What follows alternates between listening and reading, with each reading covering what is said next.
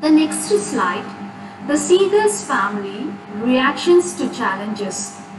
We have already seen that the young seagull is left alone on the ledge. Okay, his two brothers and his sister, whose wings are far shorter than his own, are expert in flying high. And his parents have rebuked him. They even threatened him to let him starve on the ledge, but he does not move. After so many failed attempts, his parents leave him alone on the ledge without food. See, his parents rebukes him and threatens him, but he is unable to take that plunge, which appears to him so desperate that he is unable to muster up courage to take that plunge. He has the fear of losing life. Now, coming to the question at the end of this slide, do rebukes work? Does the same advice or mantra work for everybody? Now, I feel that rebuke doesn't work every time, because here we have seen that even after so many threatening, rebuke, scolding from the parents, the young seagull is unable to muster up courage to fly. Okay, he's too afraid to move from the ledge. So, it is not always the same mantra works for everybody. Okay, now coming to the next slide. Now we find a lone, silent spectator. So, the previous day he watched his parents train his brothers and sister in the art of flying. The catching of the first herring by his older brother was celebrated with great pride.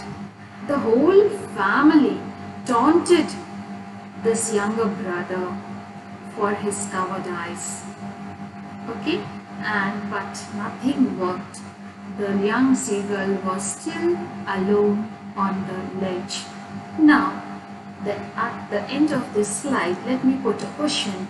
What role do parents and others play in our growth? Is it wise to rely completely on elders? Yes. Parents have a vital role in the growth of a child's life. I have already told in the beginning that this lesson gives us the message and gives us the importance of family in one's life. Okay, so it is always wise to rely completely on elders because they are more experienced and they'll do good for us. Coming to the next slide, we find that the morning is hot. The hungry young seagull begins to feel the heat of the sun. He begins to make some efforts to attract the attention of his family.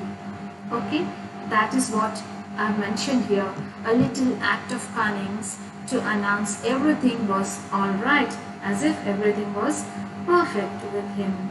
He comes slowly to the brink of the ledge, then he stands on one leg, hides the other under his wing and pretends to be falling asleep. Now the question is, how does a seagull sleep? Let me tell you that I have already told you that they generally sleep on one leg and they put the one leg under the wing and hide it under the wing, and then what do? They sink their head in the neck and then they sleep. So the his brothers and sisters were dozing on the plateau which was made downway the opposite cliff.